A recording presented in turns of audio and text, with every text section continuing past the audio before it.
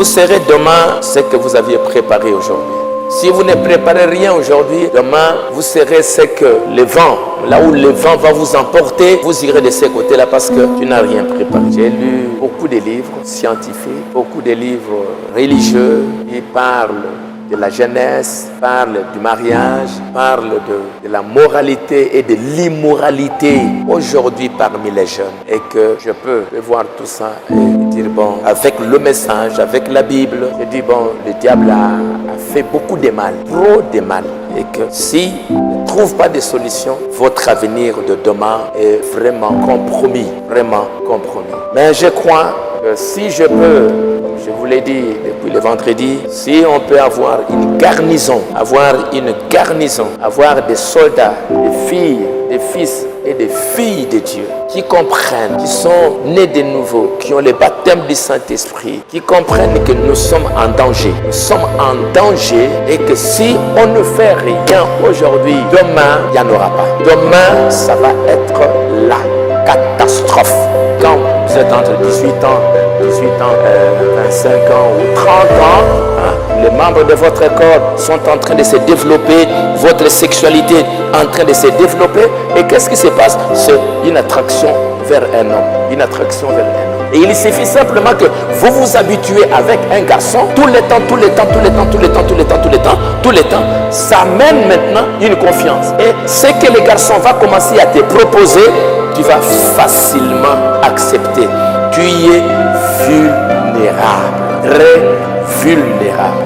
Une découverte importante des scientifiques sur l'ocytocine, ça crée un sentiment de confiance chez une personne avec laquelle une femme est en contact permanent. Lorsqu'une femme envisage maintenant d'avoir des relations sexuelles avec un homme, elle doit pouvoir lui faire confiance. Une femme qui est abordée sexuellement par un homme devient très vulnérable. Le fait que vous vous habituez avec un garçon, ma solo, et tout cela, des messages, vous allez voir ici, ils vont appeler ça, même par des SMS, où est là le truc? Même par SMS, vous pouvez aujourd'hui être en contact avec un garçon par SMS et ils appellent ça draguer. Vous connaissez ça, n'est-ce pas? Vous draguez une fille par SMS sur Internet. Et c'est pour cela que les jeunes aujourd'hui vont utiliser beaucoup les SMS. Parfois, vous n'utilisez pas le téléphone, mais SMS. Et ces contacts-là, permanents, entre un garçon et une fille, ça crée une confiance. Ça crée quelque chose. Même si ce n'est pas l'amour, vous allez appeler ça amour. Toi, tu vas appeler ça amour. Mais ce n'est pas l'amour, c'est l'excitation d'un produit dans votre tête là. Parce que tu es à côté d'un homme. Lisez un peu 2 Timothée chapitre 3. Verset 6. Il en est parmi eux, ces gens de 2 Timothée, des méchants, qui s'introduisent dans les maisons et qui captivent des femmes faibles, chargées de péchés, agitées par des passions de toute espèce. Donc, la Bible nous annonce que dans les derniers jours, les femmes vont devenir très faibles à cause du temps. Ils vont devenir très faibles. Et quand, en ce temps de la fin, avec tout ce qui se passe, tu t'habitues souvent à être avec un garçon. Et même parfois, vous allez voir que ce soit même parfois un neveu et tout cela. Aujourd'hui, ça passe facilement parce qu'on s'est habitué avec un homme. Donc, quand vous vous habituez avec un garçon, tu deviens de plus en plus faible. Vous commencez à communiquer, tu commences à t'affaiblir. Et voilà, enfin, il est presque toujours plus fort qu'elle. Il pourrait lui faire physiquement des choses, les garçons. Il pourrait lui faire physiquement des choses qu'elle ne veut pas. Il peut la contaminer avec une maladie. Il peut aussi la rendre enceinte.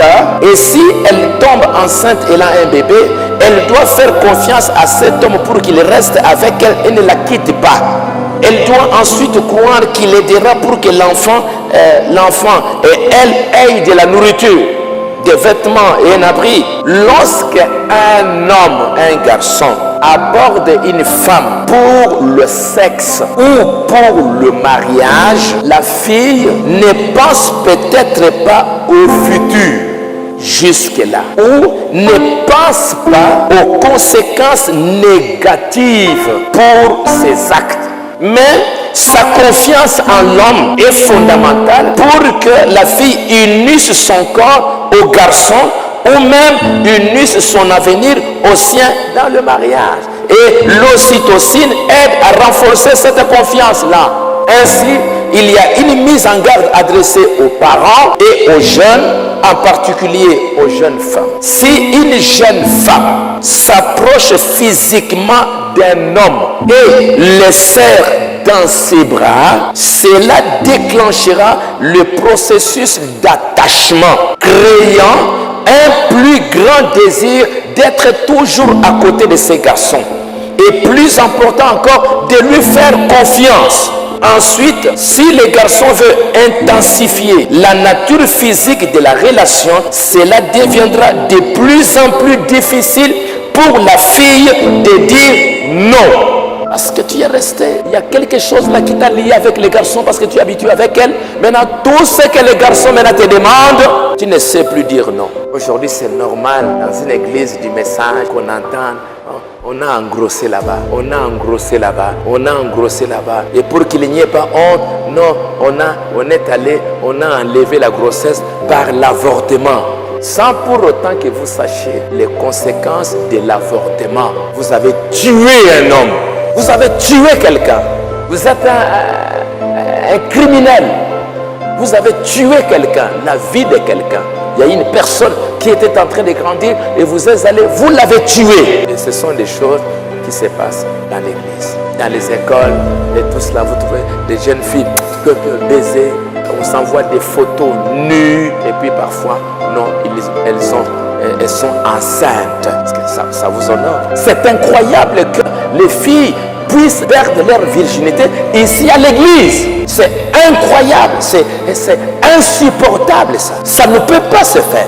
Ça ne peut pas arriver. Perdre ça peut-être dans la rue, avec des voyous dans la rue. Perdre ça ailleurs, mais pas à l'intérieur de l'église. C'est un jugement, c'est une malédiction, si je peux vous lire dans la Bible. C'est une malédiction que les filles viennent perdre leur virginité à l'église. Là où on garde, on protège les valeurs. Là où les filles ont appris que j'ai trois responsabilités. La virginité, la féminité, la maternité. Où vous avez des parents chrétiens. Là où vous écoutez la parole. Donc vous avez tout ce qu'il faut pour pouvoir bien garder et bien gérer ces vertus. Et c'est à l'église que vous venez perdre ça. C'est très grave ça. Est-ce que vous allez encore condamner une fille du monde là-bas? Est-ce que vous allez condamner une fille païenne qui est là dans la rue? Si toi tu es en train de le faire, comment tu peux condamner une fille là-bas, à l'université et tout cela? Qu'est-ce que toi tu peux encore lui dire? Rien du tout. Vous êtes la même chose. Alors c'est pour cela que quand l'église commence à faire ça, elle est en train de tomber. Je me demande dans quelques années, qu'est-ce que vous allez devenir? Qu'est-ce qui va se passer dans quelques années? Aujourd'hui, on commence à accepter. Et les filles commencent à trouver, non, est-ce qu'elle est vierge dans les barrières? Est-ce que c'est nécessaire? Quand les gens commencent à avoir de telles mentalités, c'est pour montrer que la morale est en train de baisser. Ils sont en train d'aller en enfer. C'est une valeur très importante, morale. Et vous devriez faire des efforts, avec la grâce de Dieu, faire des efforts pour pouvoir garder votre virginité jusqu'au jour du mariage. Ne pas accepter qu'un homme t'utilise, s'amuse avec toi. Jamais. Pour aucun prix. Je dois garder ça. Je dois garder ma féminité. Et ma féminité, c'est quoi? C'est de pouvoir vivre. Mes relations avec les garçons doivent être propres. Comme je sais qu'il y a la dopamine, il y a l'ocytocine dans ma tête, dans mon cerveau, je dois bien gérer mes relations avec les garçons. Je ne dois pas chercher à trop m'habituer avec un garçon parce qu'à un moment donné, comme je suis une femme, il y aura un attachement à ces garçons petit à petit. Après, Nakomi Kolingaye. Et quand tu commences à dire Nakomi Kolingaye, et puis après, un vrai mari va venir, pour pouvoir te prendre en mariage. Maintenant, tu es déjà attaché là-bas. Et parfois même, un bon frère peut venir comme ça. Tu regardes. Ayoki est le côté. Parce que déjà, il y a déjà quelque chose quelque part. Et aujourd'hui, ce qui me fait mal, c'est de voir que beaucoup de jeunes filles, vous avez dans vos téléphones, beaucoup de numéros de téléphone des garçons. Oh non, les garçons, ils n'ont pas de garçons pour aller causer. Des filles, vous n'avez pas des choses à partager ensemble. Tous les soirs, non, je voulais savoir. C'est du charnel, ça. C'est du charnel. Vous ne pouvez pas faire ça. Mes relations, la féminité, ce sont mes relations avec les garçons. Quand j'ai déjà 18 ans, 21 ans, je dois bien gérer mes relations avec les garçons. Comme frère Banam a dit, il a dit aux garçons, faites attention aux femmes. Faites attention aux femmes. Faites attention aux femmes. Respectez les femmes.